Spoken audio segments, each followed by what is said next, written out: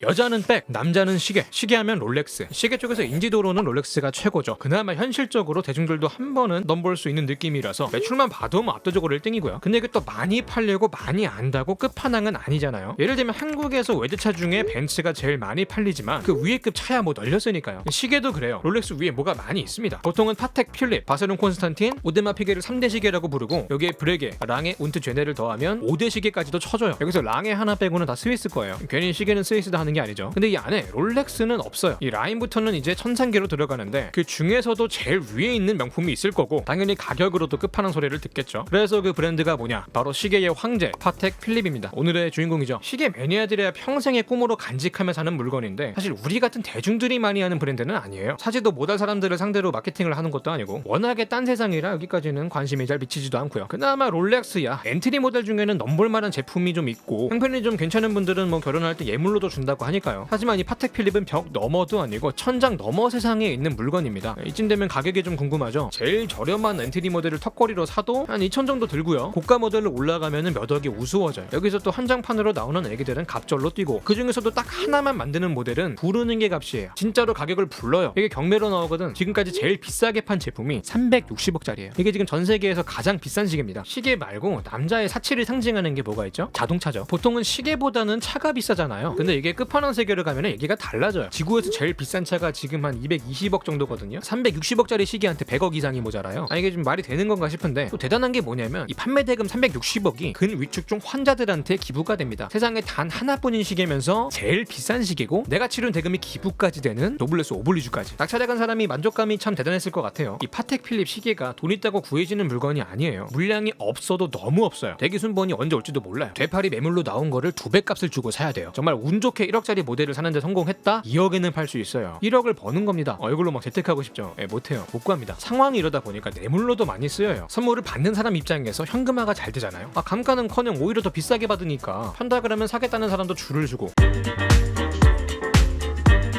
자, 명품하면 유명인들 얘기가 또 빠질 수가 없죠. 누가 찾다더라 하는 스토리텔링을 쌓아 올리면서 그 명품의 가치가 오르고 팔로워가 생기니까요. 따라 사고 싶어하는 그런 흐름들. 브래드 피트가 안젤리나 졸리랑 결혼할 때 예물로 준 시계로도 유명해요. 우리 돈으로 한 5억 정도 되는 걸 줬다고 하는데 보통 정치인들은 국민들 눈치를 좀 보니까 너무 비싼 명품들은 자제를 좀 하는 편이거든요. 근데 독재자들은 전혀 그런 눈치를 보지 않죠. 저 위에 사는 김정은도 파텍 필립을 감고 다녀요. 국산품 애용하라고 닥달하던 양반인데 솔선수범 하시죠. 이분이랑 종이 같은 푸틴도 차고 다닙니다. 더군다나 뭐 사회주의 독재 하신다고 고생들이 많으니까 소중한 옥체 좋은 걸 잘 걸치고 다니셔야겠죠. 얼마 전에는 이시연이 나온산에 차고 나왔는데 시가로 2억 정도 하는 모델이었어요. 왜 이렇게 비싼 시계 찾냐고 사람들이 뭐라고 하더라고. 빌린 거라고 해명까지 하는 해프닝이 있었어요. 예전에 아는 형님에도 추성훈이 차고 나왔는데 강호동이 장난으로 뺏었다가 바로 유천시켰어요. 가지고 있기가 부담스럽다고 해서. 그 밖에 뭐 정계, 재계, 예술계, 과학계, 종교계 등 역사적으로 다양한 인사들이 이용을 했습니다. 이게 또 고가 모델은 아무한테나 안 팔고 심사를 거쳐요. 제품의 예술적 가치를 이해하는 구매자한테만 판다고 하는데 뭐 표면상으로는 그래요. 정확한 기준은 공개가 안 됐고 만약에 아무나 찰 수 있는 느낌으로 물건이 돌아다니면 브랜드 가치가 떨어지니까 이걸 어느 정도 막으려는 거죠. 톰브라운만 해도 GD가 입고 나올 땐 잘 나갔는데 문신 돼지족들이 따라 입고 다니면서 인식이 살짝 뭉개졌어요. 근데 어차피 파텍 필립은 정식 노출은 잘 못 사고 중고 매물로 나온 걸 많이 사다 보니까 뭐 급이 안 돼서 못 구한다기보다는 그냥 없어서 못 구하는 거예요. 너무 비싸서 못 사거나 이 물량 부족과 시가 폭등이 자연스럽게 진입 장벽이 되고 있고요. 어쨌든 뭐 아무한테나 안 판다라는 이 상징적인 행위가 또 브랜드 가치를 높이는 스토리가 되고 있습니다. 근데 그런 생각 해보신 적 있어요? 왜 하필 스위스가 시계를 잘 만들까? 사실 이유 없이 발전하는 산업은 없거든요. 보통은 정책에 따라 산업이 죽고 살고 하는데 16세기에 스위스 제네바에서 종교개혁이란 게 있었어요. 교인들이 사치를 떨면 안 된다 이런 개념으로 귀금속에 대한 금지령이 떨어졌습니다. 덕분에 관련 산업이 아작이 났어요. 가만했던 세공업자들이 일자리를 뺏겼고요. 그래도 먹고는 살아야 되니까 남의 밥상으로까지 눈가리를 돌립니다. 그나마 가진 기술을 써먹을 수 있는 밥상이 어디였을까? 시계였어요. 시계도 금속이니까. 그렇게 시계 산업으로 기술자들이 몰려들면서 이 스위스 제네바가 시계의 성지가 된 거예요. 기본적으로 모든 명품 브랜드에도 역사가 있어요. 품질을 증명하고 스토리텔링을 할 충분한 시간이 필요하니까요. 이 파텍 필립도 역사가 한 180년은 돼요. 창업을 1839년에 했습니다. 이때가 중국은 청나라 때고 우리는 조선시대였어요. 흥선대원군 19살 때. 지금으로 치면 미자죠. 이때부터 지구 반대편에서는 시계를 만든 거예요. 얼마나 오래된 건지 감이 좀 오시나요? 그리고 이 명품에는 딜레마가 있어요. 생산량을 늘리면 희소성이 떨어져요. 좀 나쁘게 말하면 개나 소나 걸치고 댕기는데 고급지다고 느끼겠어요. 예전에야 뭐 외제차 지하철 지나갈 때 이야 이런 소리 나왔지. 요즘에는 지나가면 그냥 지나가시나 보다 하잖아요. 제가 원룸 사는데 주차장에 벤츠가 발에 치입니다. 요새는 외제차를 봐도 카푸어가 아닌가 이런 생각부터 드니까 이런 식으로 물량이 많이 풀리면 가치가 떨어져요. 만약에 우리 브랜드가 싼 마이가 되는 게 좀 거부가다? 그러면 생산량을 줄여서 물량을 동결해야 됩니다. 근데 이것도 문제가 이러면 매출이 덜 나온단 말이야. 깨작깨작 팔아가지고 돈을 어느 세월에 벌어요. 이름값 지킨다고 수익성이 떨어지다 보니까 언젠가의 경영위기가 오면은 버티질 못해요. 그러다가 다른 회사에 많이들 팔리고요. 그렇게 주인이 바뀌면 아무래도 장인 정신보다는 비즈니스 개념으로 브랜드를 경영을 하겠죠. 생산량을 좀 늘리고 과정에서 품질도 조금 타협을 하고 이런 식으로 브랜드 가치가 상한 업체들이 좀 있어요. 물론 팔린다고 다 이렇게 되는 건 아니고 어쨌든 이런 느낌으로 분야를 가리지 않고 거대한 그룹이 명품 업체들을 먹어왔습니다. 자동차만 해도 뭐 롤스로이스, 벤틀리, 마이바흐, 부가티 얘네들 다 다른 회사 지붕 밑에 들어가 있거든요. 패션 업계도 똑같아요. LVMH 밑에 루이비통, 지방시가 들어가 있고 캐링 밑에 구찌, 입생 로랑이 한솥밥을 지어 먹고요. 시계도 뭐 똑같아요. 리치몬드 밑에 바세론 콘스탄틴, 랑에 운트제네, 예거 루클트르, 까르띠에, IWC가 있고 스와치 밑에 브레게, 오메가, 론진, 블랑팡 같은 게 있습니다. 근데 이제 파텍 필립은 어디 안 들어가고 혼자 열심히 해보고 있는 독립기업이에요. 이렇게 남아있는 회사가 몇 개 없어요. 그만큼 회사의 원칙이나 명품 고집도 충실하게 지키고 있고요. 다들 이렇게 팔려나가는데 어떻게 버텼냐? 간단합니다. 매출이 짭짤해요. 조금씩 팔긴 하지만 더럽게 비싸게 팔거든. 5대 명품 중에 매출도 제일 좋아요. 어느 분야든 간에 최고는 절대로 굶어 죽지 않아요. 어쨌든 명품으로서의 초심을 잘 지키고 있는데 당연히 물량을 철저하게 통제하고 있어요. 생산량을 정말 극도로 제한합니다. 보통은 중저가 모델이라도 좀 풀어주는데 여기는 이런 전략적인 타협도 하지 않아요. 찔끔찔끔 오줌 털듯이 팔고 있습니다. 진짜 말 그대로 돈이 있어도 못 구해요. 1년에 대충 6만 개 정도를 만든다고 하니까 롤렉스가 65만 개씩 찍어내는데 이래도 품귀 현상이 있어요. 근데 그거에 10분의 1도 안 만드는 거야. 한국처럼 작은 나라에는 몇 개나 들어오겠어요. 당연히 매장 하나에서 받는 물량도 적겠죠. 한국 매장은 모델별로 뭐 1년에 하나 정도 받으면 잘 받는 거란 얘기가 있더라고. 물량 자체가 적으니까 물건 하나하나가 박물관 미술품처럼 비치가 돼 있고요. 대기 순번이 워낙에 기니까 입고가 되는 족족 팔려나가고 매장을 가도 텅텅 비는 경우가 많대요. 거의 뭐 강도가 한번 털어간 비주얼이래. 아니 이럴 거면 뭐하러 매장을 운영하냐. 부동산 낭비하지 마라. 사람들이 이렇게 비아냥대니까 뭐라 그러냐면 아 그래요? 일리가 있네. 그러면 매장을 철수시킬게요. 물량을 늘려서 빈 매장을 채우는 게 아니라 그냥 매장을 빼요. 지독한 똥꼬집이죠. 이 정도면 장인 정신을 넘어서 장인 정신병이죠. 돈을 더 벌 것이냐 가치를 지킬 것이냐의 기로에서 가치를 선택해온 고집으로 최고가 됐구나 이런 생각이 듭니다. 그리고 희소성이 극에 달하면요 예술품으로서의 가치가 생기기 시작해요. 이 미술품이라는 것도 단 하나밖에 없기 때문에 더 가치가 있잖아요. 이런 맥락에서 파텍 필립의 시계도 물량을 말려버린 거예요. 현재 극소수만 나오는 한정판 모델은 진짜로 예술품 취급을 받고 있어요. 특히 일정 기간이 지나면 모델을 단종시켜버리면서 희소 가치를 극대화하는 식으로 관리를 하고 있습니다. 이쯤에서 파텍 필립의 슬로건을 보면 좋아요. 당신은 파텍 필립을 소유한 것이 아닙니다. 다음 세대를 위해 잠시 맡아두고 있을 뿐입니다. 세대를 거쳐서 보존할 가치가 있는 예술품이라는 거죠. 정말 제품에 대한 자부심이 대단합니다.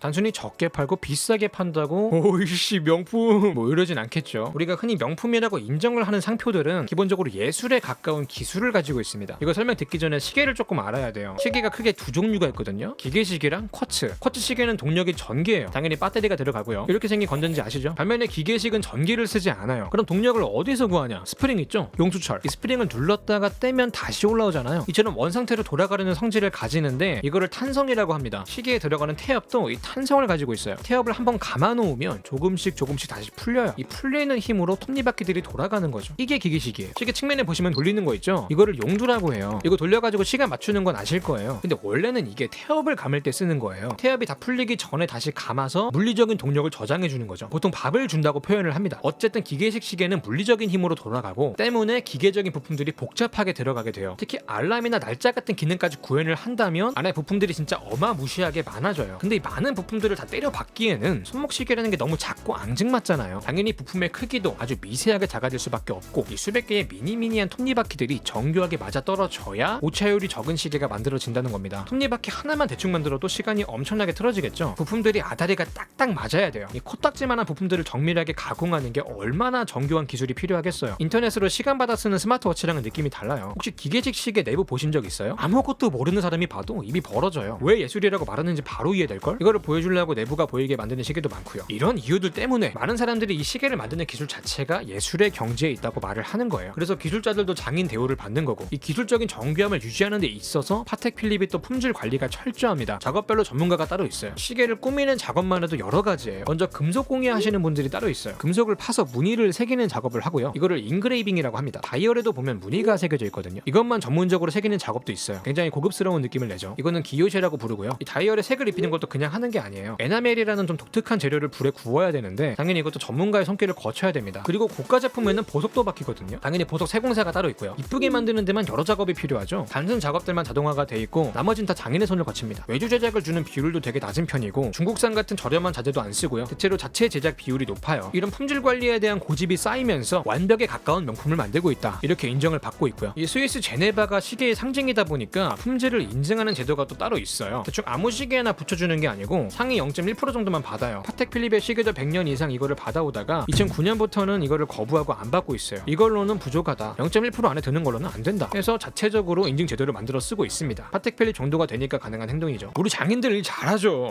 기술력 끝내줍니다. 단순히 이런 개념으로만 이해할 게 아니고 이 산업 전체의 기술을 발전시켜온 그런 역사적인 업적들이 좀 있어요. 손목시계 전에는 회중시계를 썼거든요. 여기에 외눈박이 안경 끼고 지팡이까지 들면 고전식 영국 신사 패션이 완성되는데 회중시계에서 손목시계로 넘어가는 길목에 파텍 필립이 있습니다. 1932년에 최초의 손목시계로 평가받는 제품을 출시했거든요. 또 아까 용두를 돌려서 태엽을 감는다고 했잖아요. 이 용두의 기능이 원래는 이거 딱 하나였어요. 근데 요즘엔 이걸로 시간도 바꾸거든요. 돌리면 분침이 돌아가잖아요. 이거를 처음 개발한 것도 파텍 필립이에요. 그 밖에도 뭐 여러 가지 기술을 선도해 왔고요. 이런 업이 있기 때문에 명품으로서 전통성도 갖추고 있는 거죠. 정리하면 독립기업으로 남아서 원칙을 지키고 있고 기술을 선도했고 품질을 철저하게 관리하면서 예술품에 가까워졌고 또 물량을 조절해서 희소 가치를 무너뜨리지 않았고 구매자를 가려받으면서 신분의 벽을 세웠다. 이게 핵심이에요. 품질 고집, 기술, 예술, 희소성, 계급의 구별, 명품에 필요한 모든 걸 갖추고 있어요. 그렇게 명품 중에 명품, 예술품이 된 거죠. 다음 세대로 물려주라는 슬로건이 그냥 막 허세로만 들리지는 않는 것 같죠. 예술적 가치를 알아보는 사람한테만 팔겠다, 이런 맥락도 조금은 이해가 되는 것 같습니다. 오늘 영상 여기까지고요. 지금까지 지식한 입의 한입만이었습니다.